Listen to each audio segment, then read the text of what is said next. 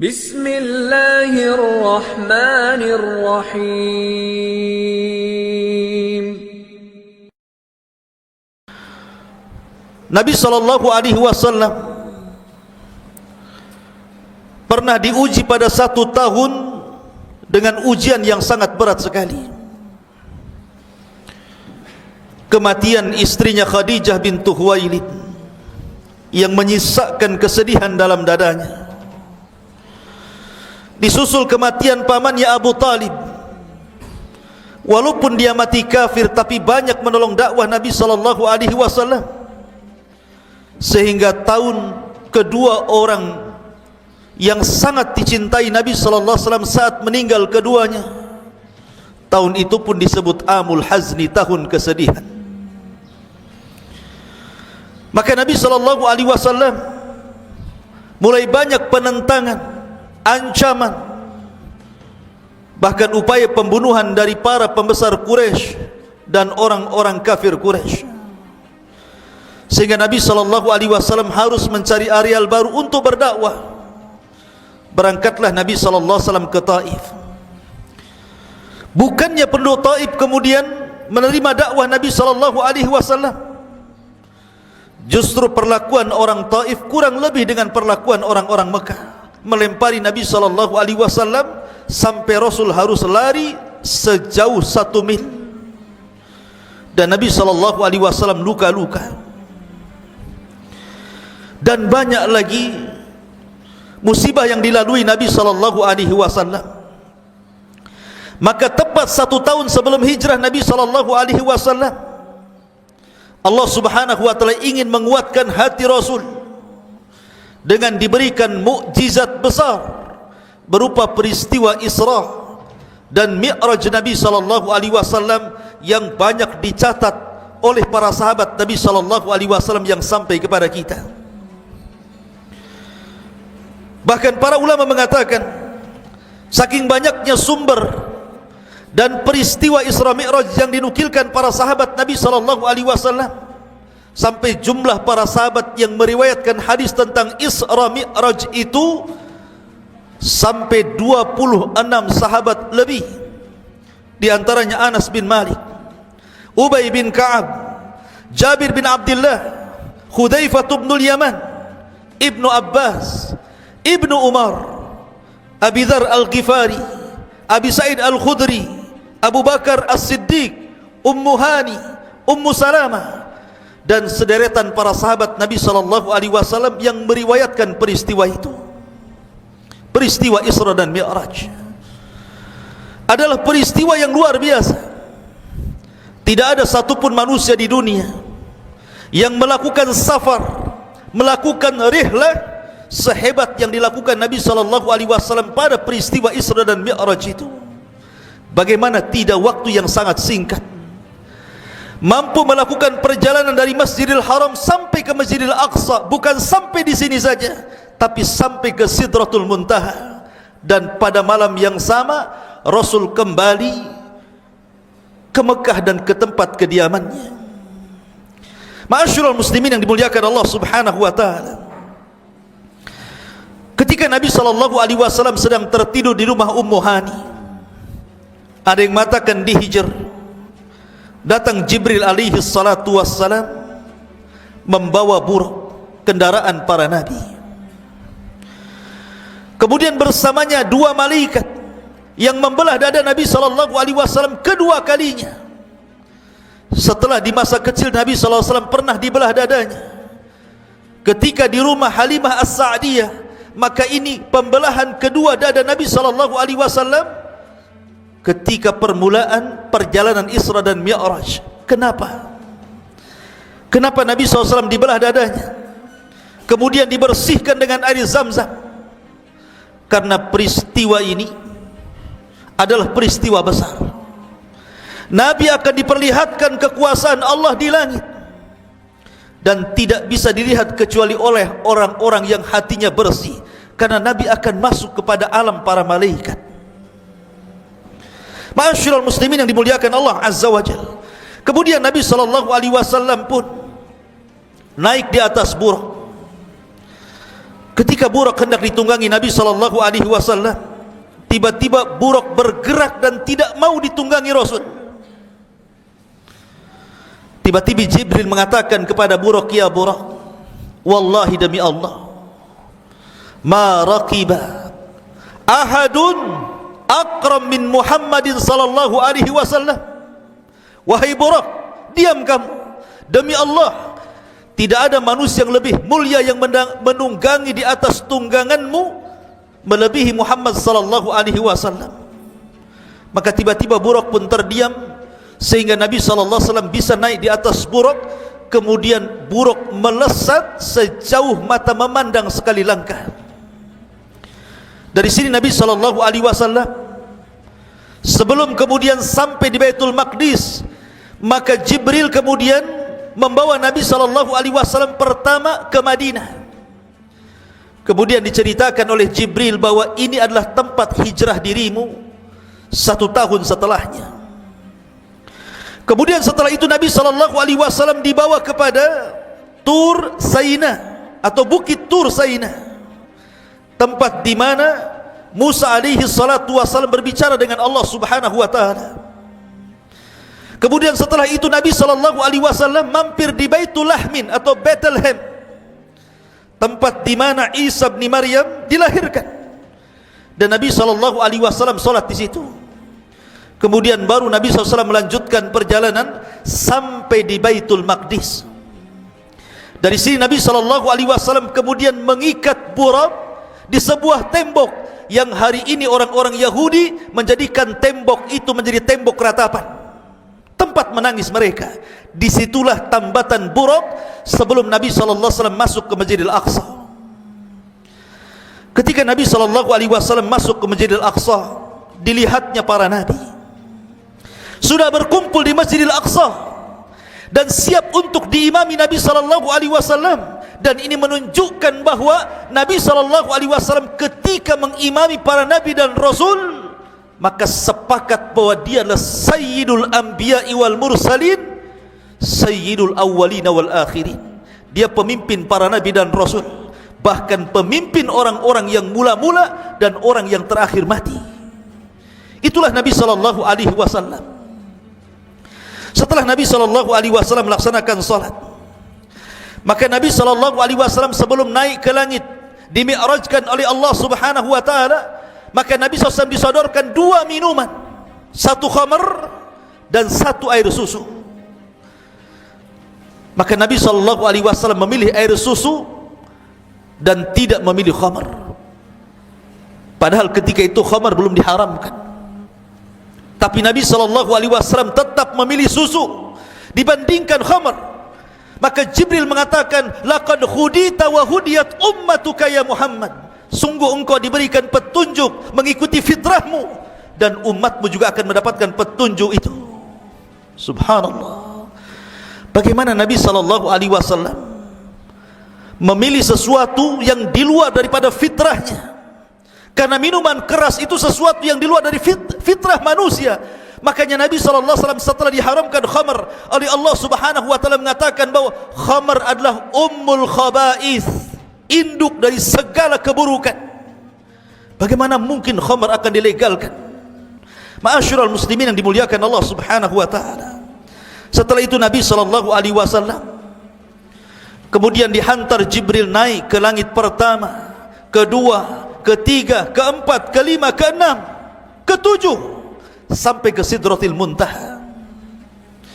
Ketika sampai di langit pertama, maka Jibril kemudian mengetuk pintu langit pertama. Kemudian dikatakan, malaikat penjaga pintu langit pertama mengatakan, man, siapa kamu? Maka Jibril mengatakan, ana Jibril, saya adalah Jibril. Waman ma'aka, dan siapa yang bersamamu? Maka Jibril mengatakan, Muhammad sallallahu alaihi wasallam. Dia adalah Muhammad sallallahu alaihi wasallam. Kemudian malaikat penjaga langit mengatakan, awaqad uhiya ilaihi, apakah sudah ada perintah bahwa dia boleh naik ke langit? Maka Jibril mengatakan, ya, sudah dapat perintah dari Allah Subhanahu wa taala. Maka penjaga langit mengatakan, fa ni'mal maji'i jaa, sebaik-baik orang yang datang adalah orang ini, maksudnya Nabi sallallahu alaihi wasallam. Disitulah dia berjumpa dengan Adam alaihi salatu wassalam. Maka kemudian dikatakan oleh Jibril, ya Muhammad, hadza abuk, ini bapakmu Adam. Fasallim alaihi, ucapkan salam kepadanya. Maka Nabi SAW datang kepada Adam dan mengatakan, assalamu alaikum.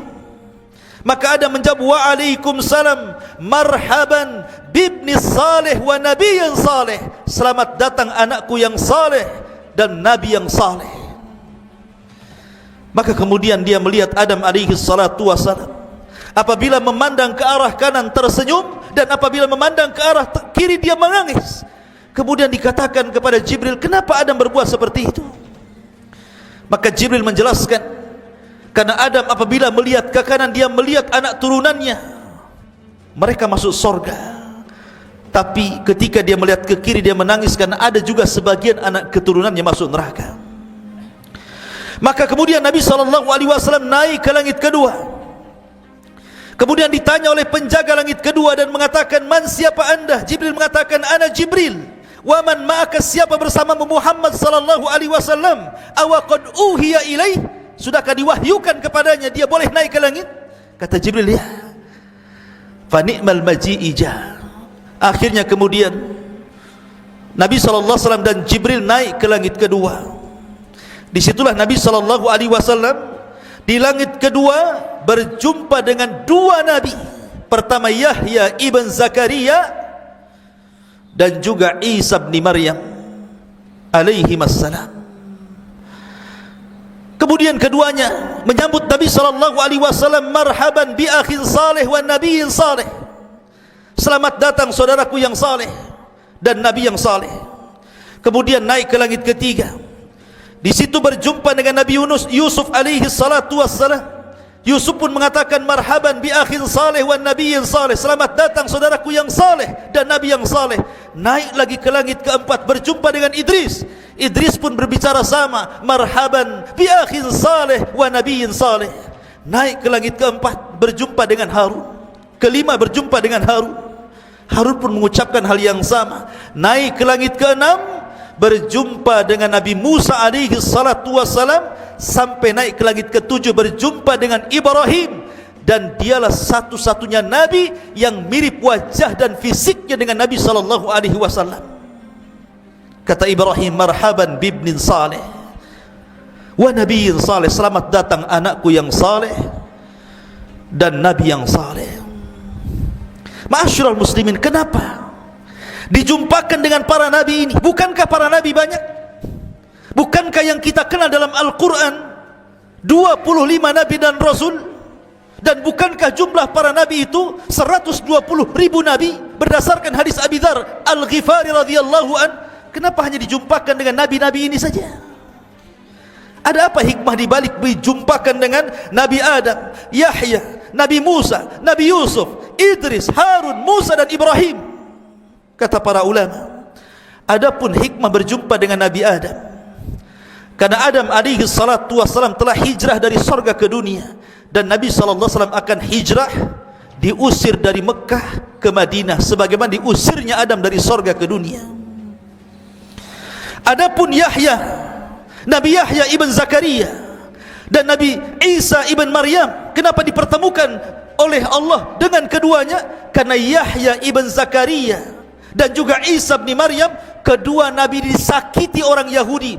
Bahkan Yahya dipenggal lehernya, lepas dari kepala, dari badannya. Dan juga Isa bin Maryam hampir dibunuh. Kalau bukan karena Allah mengangkat ke langit, tentu dia sudah mati dibunuh orang-orang Yahudi. Maka Rasul pun kelak akan mengalami hal yang sama, disakiti orang-orang Yahudi Madinah. Sampai Labid bin Asam, seorang Yahudi Madinah, menyihir Nabi sallallahu alaihi wasallam dan berupai membunuh Nabi sallallahu alaihi wasallam. Adapun berjumpa dengan Nabi Yusuf alaihi salatu wassalam, karena Yusuf disakiti keluarganya. 11 saudaranya menyakiti Nabi Yusuf, memasukkan ke dalam sumur, akhirnya diambil para pedagang kemudian dijual menjadi budak di Mesir. Maka Nabi SAW juga sama. akan disakiti oleh keluarganya. Bahkan orang yang pertama kali memusuhi dakwah Rasul adalah pamannya sendiri, Abu Lahab. Sampai Allah turunkan ayat tabbat yada abi lahabi wa tab ma agna anhu maluhu wa ma kasab sayasla naran dzata lahab wa imra'atu hammalatal hatab fi jidha hablum min masad. Adapun berjumpa dengan Nabi Idris, karena Idris diangkat derajatnya sebagaimana Rasul pun diangkat derajatnya. Wa rafa'nahu makanan 'aliyya, kami angkat Idris ke tempat yang tinggi. Dan Allah juga mengatakan wa rafa'na laka dzikrak, dan kami angkat penyebutanmu wahai Muhammad. Adapun berjumpa dengan Nabi Harun, Harun adalah orang yang lembut dengan kaumnya, dengan Bani Israel. Maka Nabi SAW juga sama orang yang lembut. Fabima rahmatin minallahi linta lahum walau kunta faddan ghalidhal qalbi lan faddu min hawlik. Fabima rahmatin minallahi linta lahum, karena bukan karena rahmat Allah. Kalau bukan karena rahmat Allah, engkau bisa lembut kepada manusia. Sebab kalau engkau keras, kata Allah, manusia akan lari. Karena engkau diutus itu sebagai rahmat lil alamin, menebar kasih sayang di tengah-tengah manusia. Laqad ja'akum rasulun min anfusikum azizun 'alaihi ma 'anittum harisun 'alaikum bil mu'minina raufur rahim. Itulah sifat Rasul, raufur rahim, rahim. Ma'asyiral muslimin yang dimuliakan Allah Azza wa Jalla. Adapun berjumpa dengan Nabi Musa, Musa terlalu lelah mengobati Bani Israel, sampai-sampai Rasul mengatakan rahimallahu akhi Musa qad udhiya akthar fasabar. Semoga Allah merahmati Nabi Musa, sungguh telah diuji banyak kali oleh Bani Israel, tapi dia sabar. Maka Nabi SAW juga sama. Ketika dia berdakwah ke Taif, dilempari batu oleh penduduk Taif. Datang malakul jabal, malaikat penjaga bukit, dan mengatakan, ya Muhammad, kalau engkau mau, kami akan lemparkan bukit ini kepada penduduk Taif. Tapi Rasul mengatakan, la, jangan. Kata Nabi SAW, fa inni arju min aslabihi man qala la ilaha illallah, karena saya masih mengharap dari anak turunan mereka ada yang mengucapkan kalimat la ilaha illallah walaupun tidak bapak-bapak mereka. Kemudian Rasul mengatakan, Allahumma hdi biqaumin fa innahum la ya'lamun, ya Allah berikan hidayah kepada mereka karena mereka enggak tahu. Adapun berjumpa dengan Ibrahim, karena Ibrahim yang membangun Baitullah Al-Haram, mengajak manusia haji dan mengagungkannya. Maka juga Nabi SAW mengajak manusia untuk haji. Kata Rasul SAW, khudhu anni manasikakum, ambillah manasik haji kalian dari diriku. Maka kita disuruh mengagungkan Ka'bah sebagaimana Ibrahim juga mengagungkan Ka'bah. Itulah kenapa Nabi SAW hanya berjumpa dengan nabi-nabi ini saja, karena ada hikmah dan pelajaran yang sangat berharga dari pertemuan Rasul dan nabi-nabi ini di langit pertama sampai ke-7. Setelah Nabi SAW diangkat ke langit ke-7, bahkan kemudian diperlihatkan Baitul Ma'mur. Setiap hari 70.000 malaikat solat di Baitul Ma'mur, kembali keluar dan tidak pernah kembali. Kemudian keesokan harinya ganti dengan malaikat yang sama jumlahnya dengan malaikat yang baru. Kemudian keesokan harinya ganti lagi dengan malaikat yang baru dengan jumlah yang sama, menunjukkan bahwa jumlah malaikat itu banyak. Karena tidak ada 4 jengkal jari kecuali ada malaikat yang ruku dan sujud dan berzikir kepada Allah di langit. Wa ma ya'lamu junuda rabbika illahu wa ma huwa illa dzikrul lil bashar. Bagaimana Allah mengatakan, tidak ada yang tahu berapa jumlah tentara Allah kecuali Allah sendiri. Maka kemudian Nabi SAW melihat para malaikat yang berada di langit. Kemudian Nabi SAW naik sampai akhirnya sampai di sebuah tempat yang Jibril tidak sanggup untuk sampai ke tempat itu. Tempat itu disebut Sidratil Muntaha. Nabi SAW diberikan kemuliaan. Tidak ada satupun Nabi dan Rasul sebelum Nabi SAW yang sampai di Sidratil Muntaha. Dan ini kemuliaan. Dari situ kemudian Nabi SAW diperintahkan sebuah ibadah yang sangat agung berupa solat 50 waktu. Anda bayangkan 50 waktu. Setelah itu Nabi SAW kemudian turun, kemudian berjumpa dengan Nabi Musa alaihi salatu wassalam di langit yang ke-6. Kata Musa, ya Muhammad, apa yang diperintahkan Rabbmu kepadamu? Maka Rasul mengatakan, khamsuna salatan, Allah memerintahkan kepadaku dan untuk disampaikan kepada umatku 50 waktu salat.